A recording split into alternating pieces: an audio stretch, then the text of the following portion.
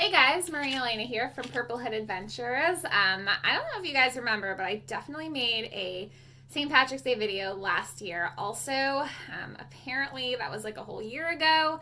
Feels like it was yesterday, but I feel like that's probably a lot of things this year. I'm Irish, in case you couldn't tell by my lovely skin tone here. I burn pretty easily. So I want to talk about some fun facts about St. Patrick's Day history and also Ireland itself.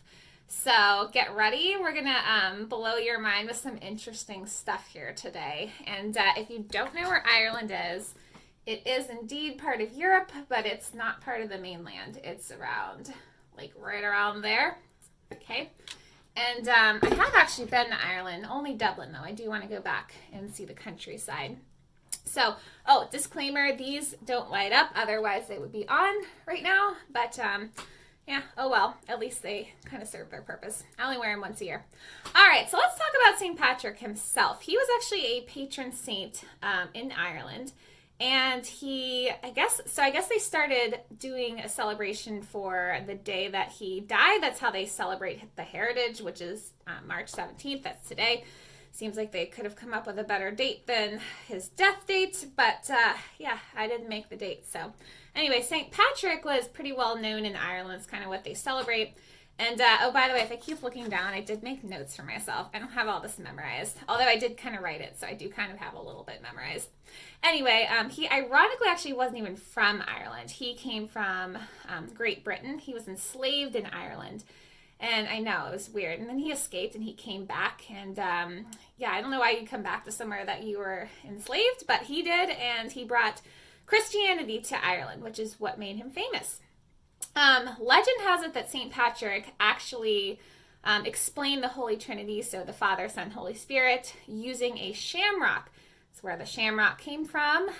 He used the three different clovers on there, or three different leaves to describe that sort of Holy Trinity, if you want to think about it that way. Also, they are native to Ireland, and that's why he picked that, I guess. So, the first St. Patrick's Day celebration was in the U.S., not Ireland. I'm talking about the parades, like the festivities that you see today.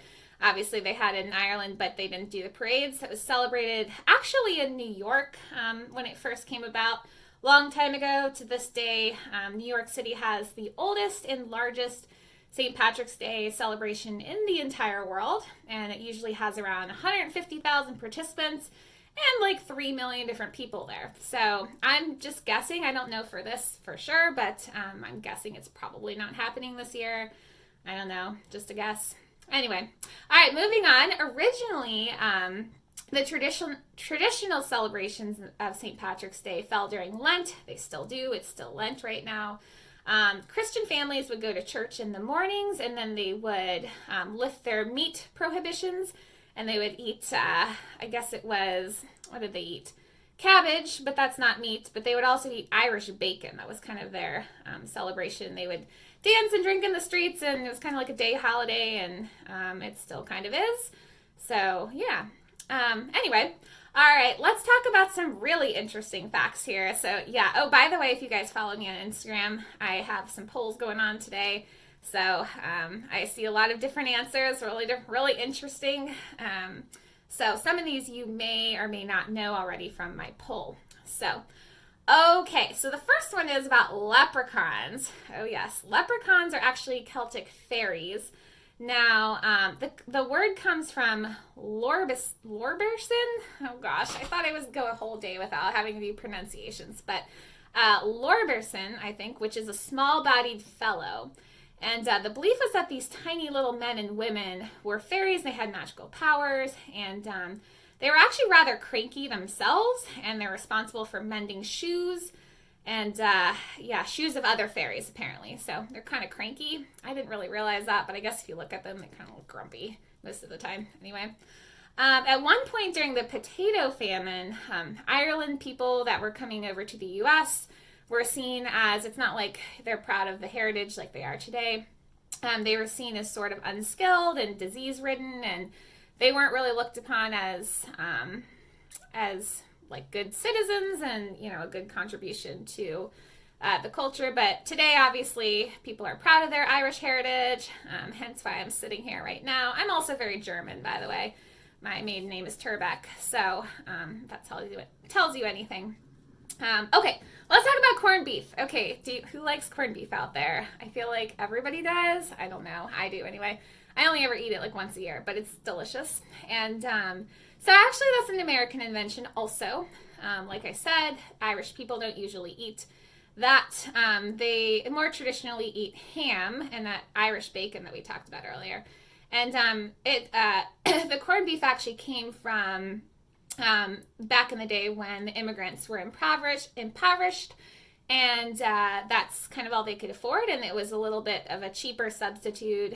It was mainly invented by the people living in poorer areas of Manhattan, the immigrants, so that's where that comes from, and it was adopted, and we still eat it today because it's still delicious.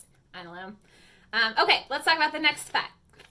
I have 10 of these, by the way, and we're on number 4, so you guys have a few to go. St. Patrick's Day was once a dry holiday, and it was more religious. No green beer.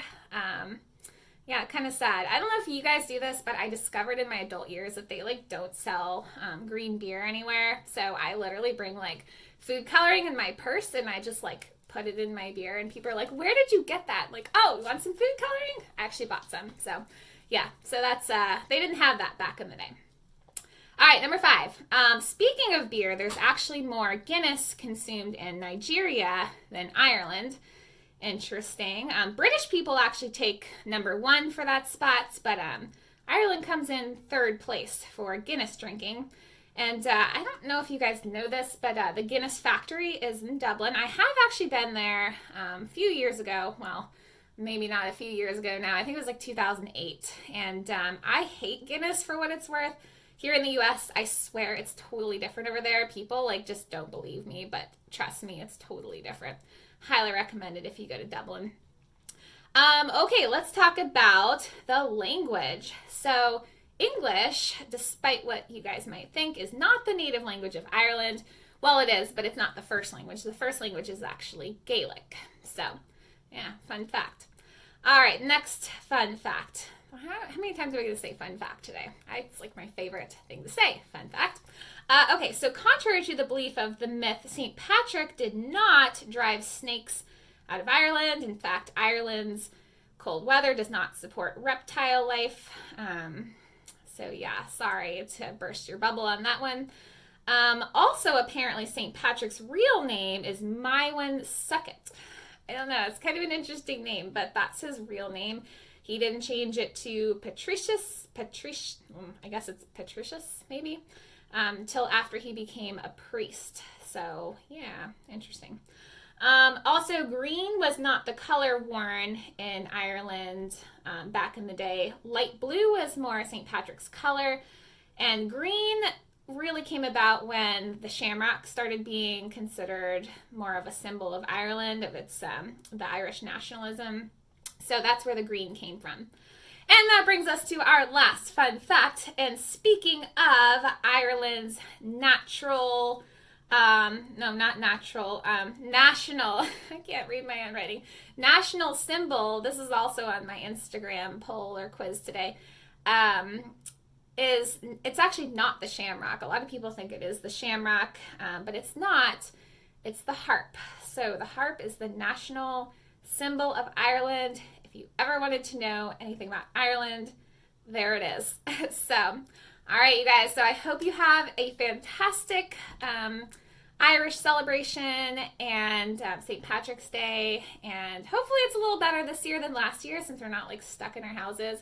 Or if you are in your house, maybe you're making corned beef. That sounds really fun too. So just invite me next year because I love corned beef in case you guys missed that. All right, guys, take care and enjoy your holiday.